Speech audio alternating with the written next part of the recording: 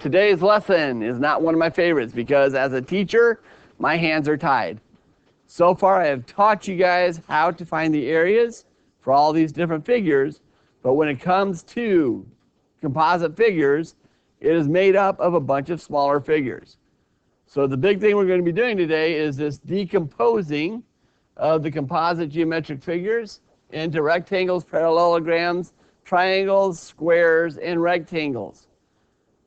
But here's why it's difficult, because I have to depend on you, and you have to see it. I can't do it all for you. But once you've broken it down, you should at this point have the knowledge to be able to find the formula, the areas for each of those smaller figures. And then just kind of like we've been doing, you're going to put it all back together to get your total areas. So let's look at these first examples to see how we use our formulas. I've already checked several of your homeworks. I will be honest, I'm not overly happy with what I've seen because a lot of you are still not doing the steps that I asked you to do.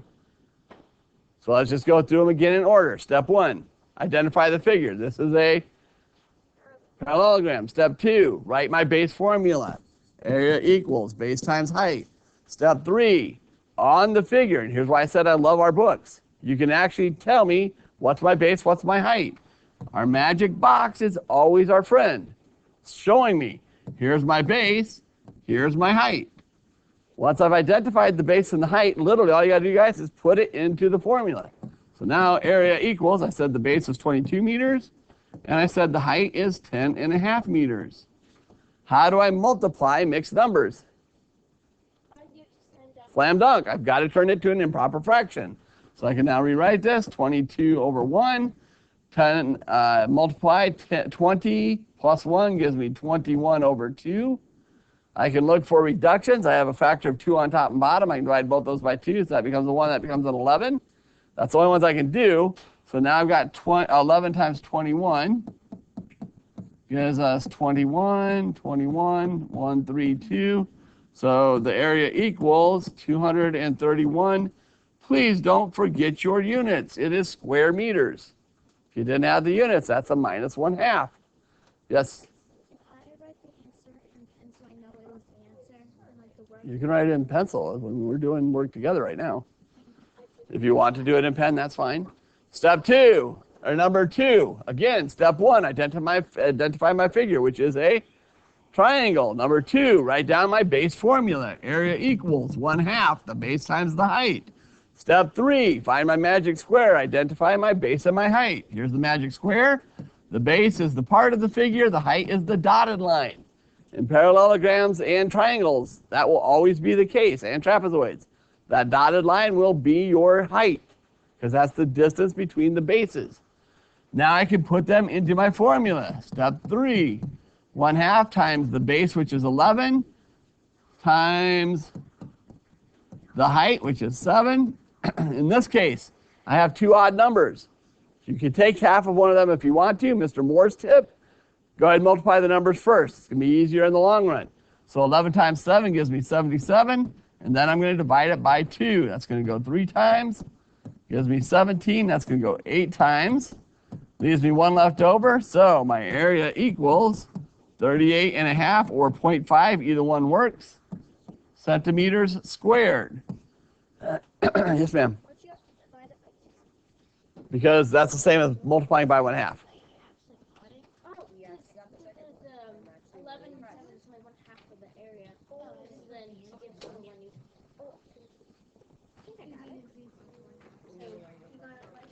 Okay, step number 3. What's our last figure? Trapezoid.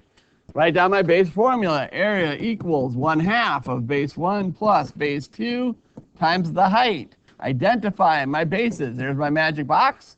My bases are the parallel sides. So I'm going to call that one base 1, that one base 2. There's my height. Now all I have to do is put the numbers into the formula, guys. Area equals 1/2. Base 1 was 35 yards. Plus base 2 is 65 yards. Times my height of 30 yards. Order of operations. I must do the parentheses first. So area equals 1/2. 35 and 65 is 100 times 30. I rewrite everything I haven't done yet. Now I get my choice. So because I'm multiplying by 100, I like that. So I want to try to leave that 100. So I'm going to do half of the 30. So half of 30 makes that a 15. Then it's just 15 times 100. So my area equals 1,500. My units are yards squared. Yes. We got 2, 3. Good. How many of you got all 3 right? That's not good odds. Okay. How many of you now understand where you made a mistake? Good. So it was worth its time. Go ahead and turn your page. Excuse me. Pull out your highlighters.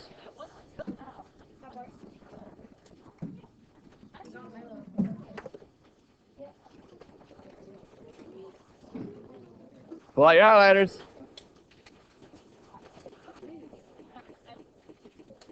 Okay, our first one. Composite figure. A figure made up of more than one geometric figure. So when I say composite figure, all I'm saying is you're going to see multiple figures on it. And here's why it is difficult.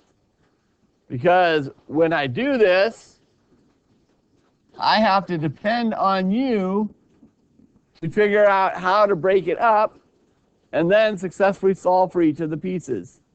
So I'm going to give you guys an example on part A here on some ways that I could slice this up.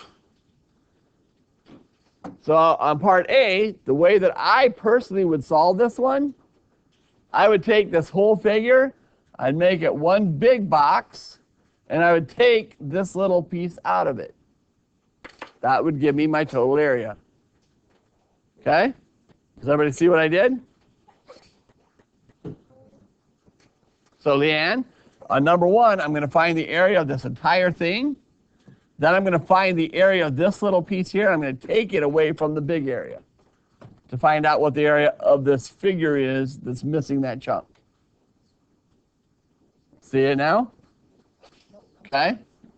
So a second way to do this, and there's actually a lot of different ways you can do this, but another one that a lot of people would see, and I'm going to change colors to try to help you see it a little better, is I could say, well, if I divided it here, then I could figure out this little rectangle, that little rectangle, and this one, and I would actually just add them all together.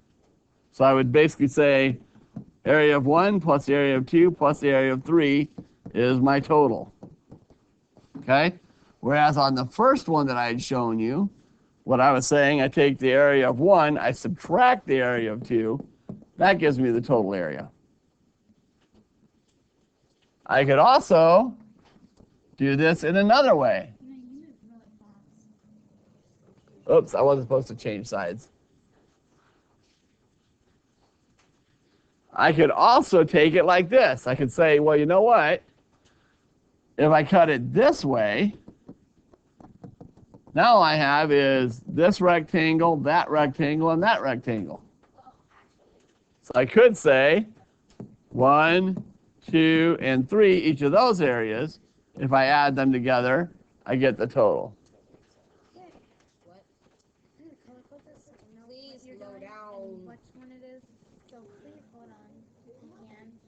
See why I'm saying this? Because I'm trying to show you how I was doing each figure, Maverick. I'm trying to show you what each of those colors, how you would solve it mathematically. So in the blues, I said it's one huge rectangle, but I'm taking away that part for number 2. In the reds, I said, okay, now I've broken it into these small triangles. I'm going to add those all together after I find all rectangles. I'll add those 3 together. For greens, I just cut the rectangles up in a different way.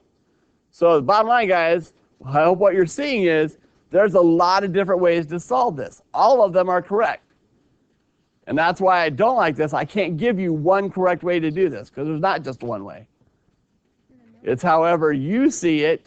You can divide it up and find those smaller areas, and then either put them together or take pieces out depending on how you have seen it. So I'm going to give you guys a chance on part B to cut that one up as you're seeing it. So choose one way to cut it up so that you would be able to solve for the total area of figure B. I'll give you 1 minute. Go. Who wants to try to explain how they did it? Sophia? Okay, so the little chunk that's missing on the right, you're gonna create a triangle so the whole shape is a square. Awesome. So she's going to say, I take this whole big square and I'm going to subtract this little triangle. Everybody else do it a different way. Austin? You move the screen. I didn't move the screen because that one, oh no, maybe I did. That's, oh, there we go. Okay, Austin, sorry. Okay, so I made one trapezoid going this way, and then just a big rectangle. Good. So that's probably how I would do this one in all honesty. I would say, okay, I have this trapezoid, and I'm going to add in that rectangle. So on this one, I'm going to add those two together. Okay? Anybody else do it a different way? Liam?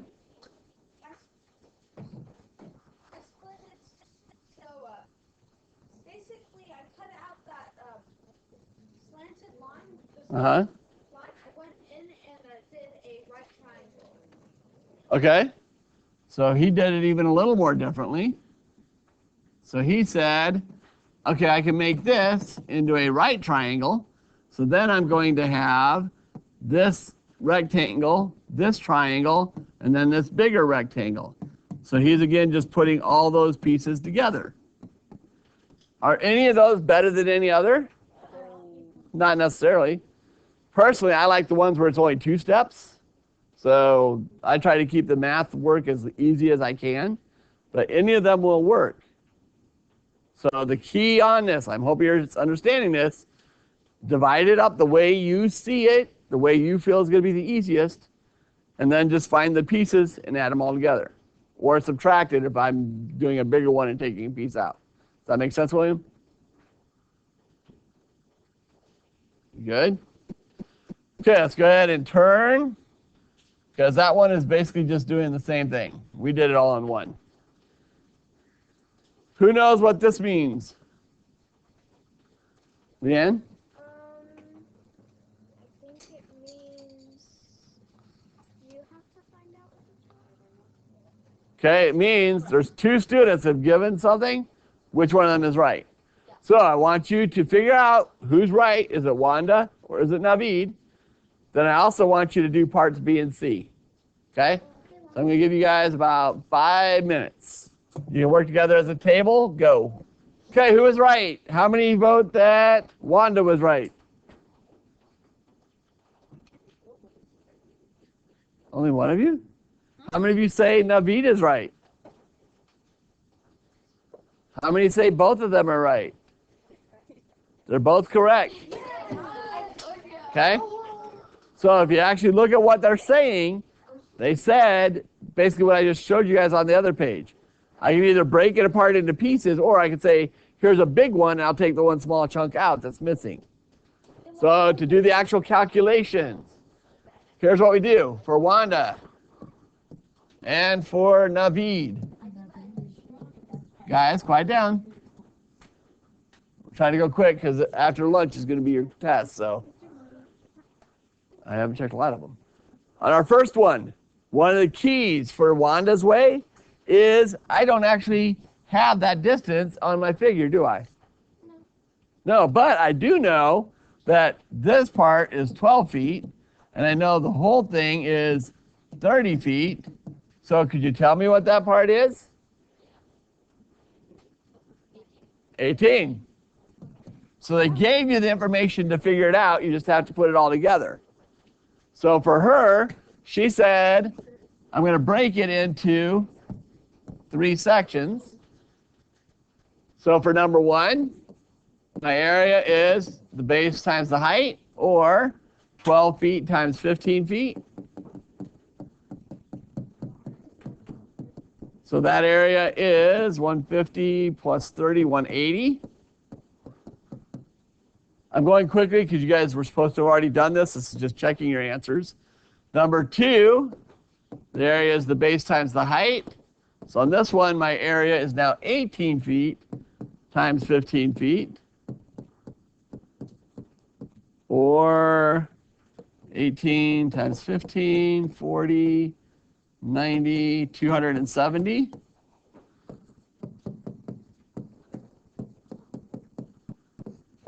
And then our third one, now this one they gave us straight up. It's the base and the height. So 10 feet times 12 feet, or 120 square feet. Now that I found all those pieces, for Wanda's method, I just put those 3 pieces together. So I say 180 plus 270 plus 120 gives us 0, 10, 17, 570. So my total is 570 square feet. And there's her final answer. Does that make sense to everybody? Okay. Now, the way Nabi did it was a little different. He actually just said, okay, well, I'm going to complete this box. So I'm going to do a big one, and I'm going to take out number 2. So for number 1, this one, again, is just a triangle or a rectangle, so base times height. But they didn't actually tell me this distance, did they?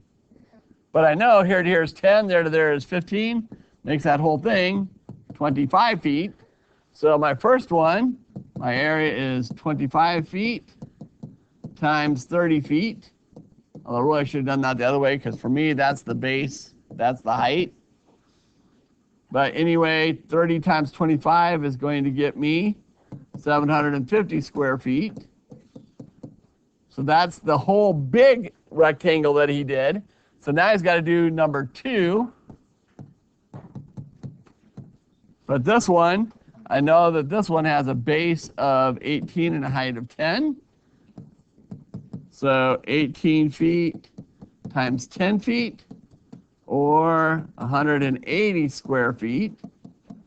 The difference on his is, now I'm taking that piece out of the big one. So I do 750 minus the 180, gives me a 0, 7, 570 square feet. Look at that. We got the same answer both ways. Well, again, I'll be honest, Sophia, that's part of the hard part on this. You have to do it yourself. You have to be able to break it down and find those areas. Are we doing display tests? Not today's quiz, no. Okay, good. Because Guys, turn the page. I got a lot of answers wrong.